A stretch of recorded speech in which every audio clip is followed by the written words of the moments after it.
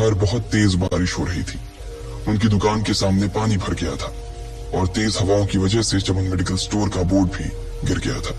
Lucky को लग रहा था कि वो इतनी तेज बारिश में अभी एकदम से तो नहीं निकल पाएगा, तो उसने उस लड़के को समझाते हुए कहा, सर मैं ऑर्डर तो ले आऊंगा पर थोड़ा टाइम लग जाएगा, बारिश थोड़ी थम जाए आप।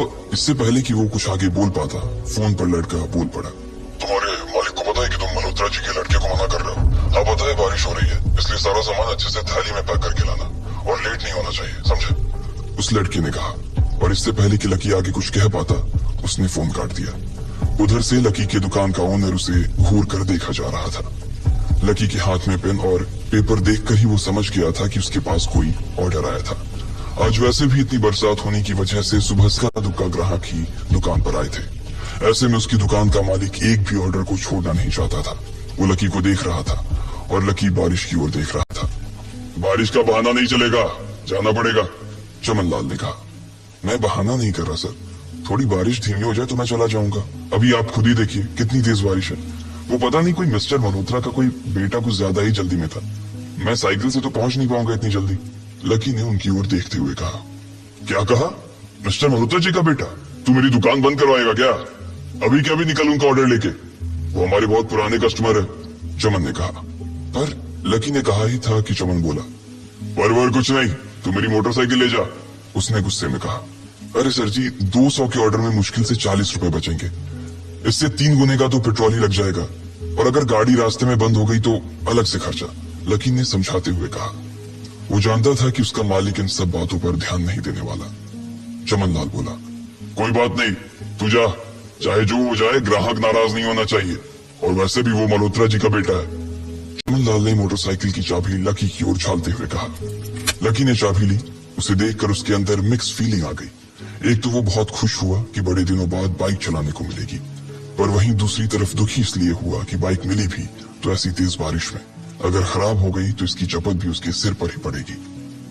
वो मुंह लटकाकर रेनकोट और हेलमेट पहनते हुए वहां से निकल गया। बाहर आकर बाइक को देखा तो लकी ने मन में सोचा, चलो ठीक है, जो होगा देखा जाएगा, कम से कम बाइक तो चलाने को मिल रही है। दरअसल लकी इतने साल काम करने के बाद भी अपने लिए एक मोटरसाइकिल नहीं ले पाया था। लकी की तनख्वाह ही इतनी भर थी कि सिर्फ उसके कमरे का किराया, उसकी साइकिल में डालने वाली हवा का खर्च, बिजली पानी का बिल और डिम्पल के साथ महीने में 1-2 बार बाहर खाने का खर्चा ही निकल पाता था। उसे डिम्पल की कही बात अक्सर याद आती थी, लकी अगर अगले 2 महीने में तूने बाइक नहीं खरीदी ना तो मैं तेरे से ब्रेकअप कर लूंगी, देखना।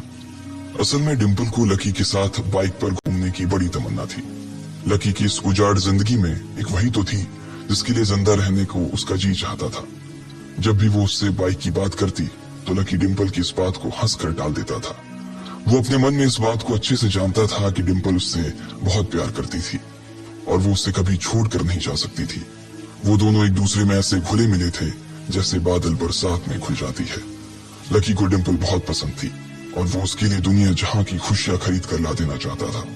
वो चाहता था कि एक दिन वो डिम्पल को प्लेन में बैठाए, लेकिन उसके ये सब ख्वाब इस कम तनख्वाह की नौकरी की वजह से कभी पूरे नहीं होने वाले थे। पर आज उसके पास एक मौका था। वो डिम्पल को अपने साथ इस बारिश में राजपथ घुमाना चाहता था। वो उसे दिल्ली दिखाना चाहता था। चमन लाल को देने के लिए उसने पहले से ही बहाना सोच रखा था। बस जल्दी से वो ये डिलीवरी देकर सीधे डिम्पल के पास ही जाने वाला था। उसने होटल ब्लूमिंग नाइट के बाहर मोटर बाइक पार्क की और सीधे होटल के अंदर चला गया। लकी ने रिसेप्शन पर पहुंचकर नमस्ते करते हुए रिसेप्शनिस्ट को बोला, जी मैं चमन मेडिकल स्टोर से आया हूँ, रूम नंबर 303 का ऑर्डर था सर। रिसेप्शन पर खड़ा आदमी उसके हाथ में काली थैली को देखकर समझ गया था कि उसमें क्या था और वो मंद ही मंद मुस्कुराते हुए बोला, 3rd फ्लोर पर है, लिफ्ट से चले जाओ, रेनकोट ही उतार देना। जैसा उस आदमी ने कहा लकी ने ठीक वैसा ही किया और लिफ्ट में चढ़ने की कुछ ही देर बाद वो 3रे माले पर पहुंच गया था। वो रूम नंबर 303 के बाहर पहुंचा और उसने डोरबेल बजाई। जैसे ही दरवाजा खुला लकी ने थैली आगे बढ़ाते हुए कहा, नमस्ते, मैं चमन मेडिकल स्टोर से लकी, ये आपका। इससे पहले कि लकी आगे कुछ कह पाता उसकी आंखें फटी की फटी रह गई थी। उसने अपने सामने जो देखा